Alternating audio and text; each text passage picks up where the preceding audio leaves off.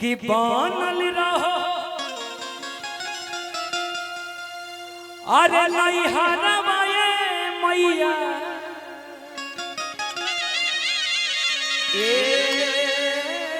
मैया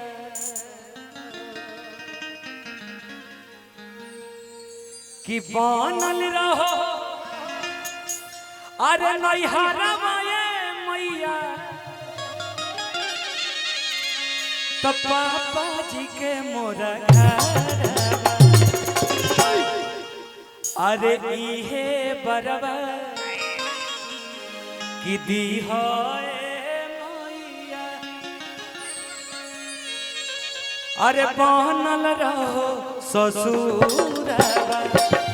इहे बरवा दी हो मैया बनल रहो ससुरवा इहे बरवा दी हो मैया बनल रहो ससुरवा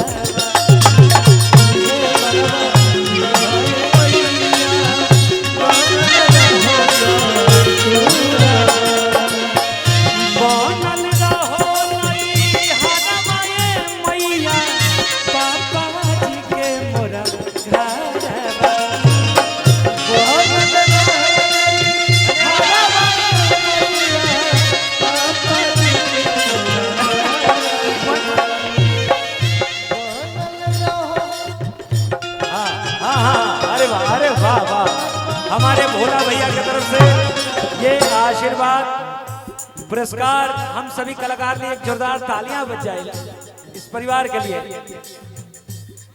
अरे इहे बरवा अरे इहे बरवा दी हो मैया बनल रहो ससुरवा इहे बरवा दी हो मैया बनल रहो ससुरवा। संजय भैया खड़े हैं और भगीना जी भी खड़े हैं और ये घर के भोला भैया हैं, बाहर के विश्वामित्र भैया हैं। हाँ अरे इहे बरवा दी हो मैया बनल रहो ससुरवा इहे बरवा दी हो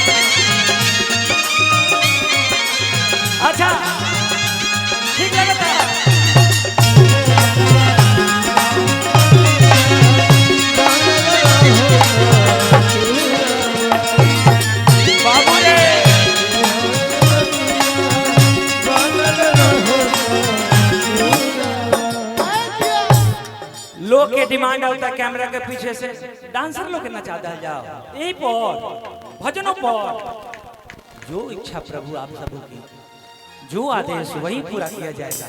हाँ अब केकरा केकरा के रितिका और शिवानी दो आदमी पहले आई पहले आओ दो सब ए धुन पन्ना तारे उ गनाव बड़ा बाजल बा मेहर के फर्ज नहीं भईबा रुक रुक रुक रुक एकरे क्लोज क दे जे चैप्टर इज द क्लोज। हमारा उम्मीद बा हमरा मुकेश भाई उम्मीद बा हमरा कि एमे रस निकाल दे सके तो लोग रस पी के मजा ले ली देखी ना खाली। हाँ भजवा ले मैं मुकेश भाई ने कहा कि इस भजन पे अगर लोग ताली बजा देंगे तो हम मान जाएंगे अजीत भैया आप कलाकार हैं।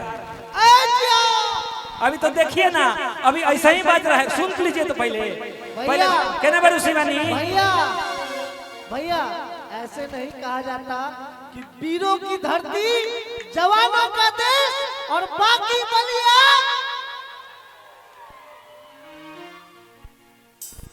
रितिका और शिवानी तनिया तो चक्रधार मार के बोलो तो दोनों जनी करे जा लोग देखा उनकर उम्र बढ़ा दे बेचारू के लास्ट टाइम चलता। हाँ वाह चाचा बहुत बढ़िया। ओए मुर्की एकरे मुर्की अंतरा में इतने मुर्की मार के हो। अरे चमकत रहे संरा मुर्गा बनल रहो। ये मुर्गा ये मुर्गा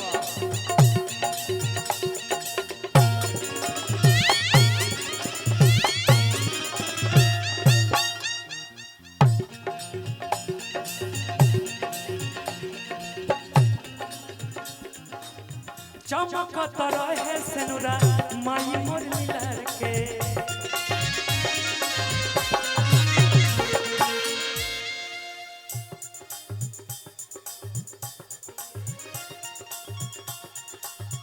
छपरा लभाव का जीतनंद भैया छपरा लभाव एमे ज्यादा छपरा ला भाव में ज्यादा खुदावे के नहीं थे, हल्का हल्का भीतरे मिसे के बाबू मिशन ना चमकत रहे सनुरा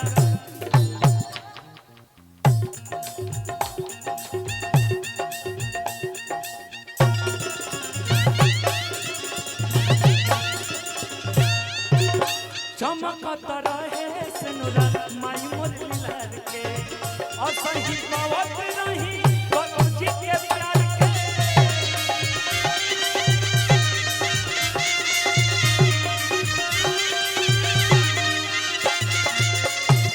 अरे बलम जी के प्यार के। नैहर में भैया ससुर में रहा। नैहर में भैया ससुर में रहा।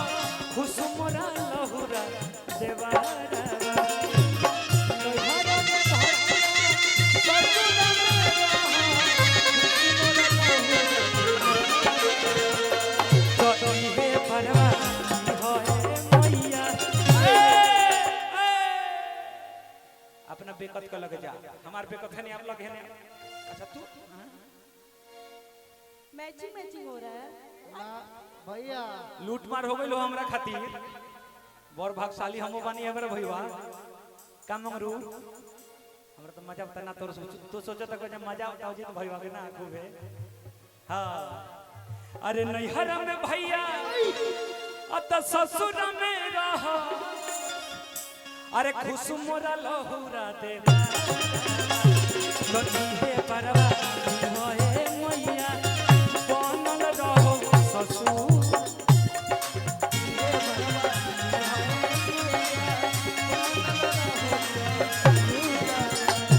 इहे परवा होए मैया बनल रहो ससुर।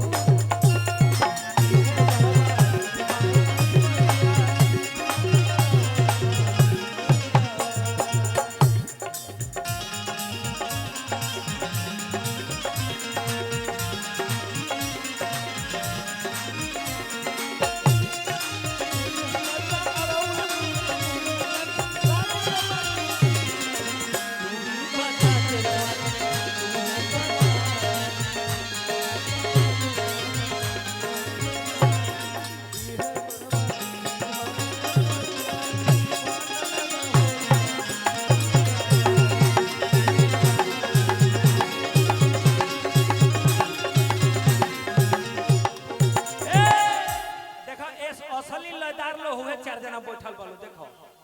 अब देखो तो धले घरे पहुंचा दिया। आइए भाई भाव लगता भाव कैसे लगता है। अरे घरवा से दूर रखी हो दुखवा कलेश के। दुखवा कलेश के कृपा बनौले रही हो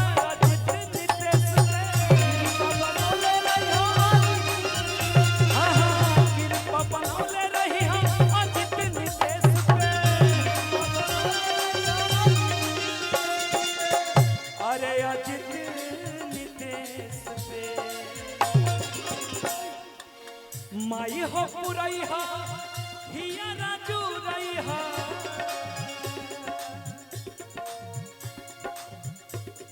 हमारे भाई वैसे तो रिश्ते में हमारे भगना लगेंगे एक हमारे भगिना भी, मित्र भी, भाई भी संतोष बाबू उधर बैठे हैं, जो मेजर हैं, कमांडेंट हैं, और उनके ये मौसी के लड़के हैं। करेक्ट ना? एम आई राइट ना? सही ना? मुझे बहुत अच्छा लग रहा है। ये पैसा तो एक खुशी जाहिर करने का माध्यम है, लेकिन लौरा आंख में जो खुशी हम देख रहा बनी, मुस्कुराहट, वो एगो अलग बात है। भोजपुरी के दीवाना, भोजपुरी के दीवाना हमार भैया संतोष भैया निवेश के पैसा न्यूज के हमरा माथा पर हमरा के दे रहल बा।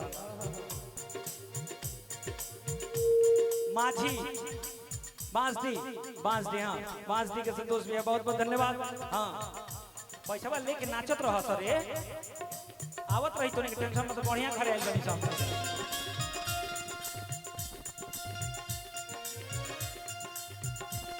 अरे गंगा जी नहाई बोए मैया,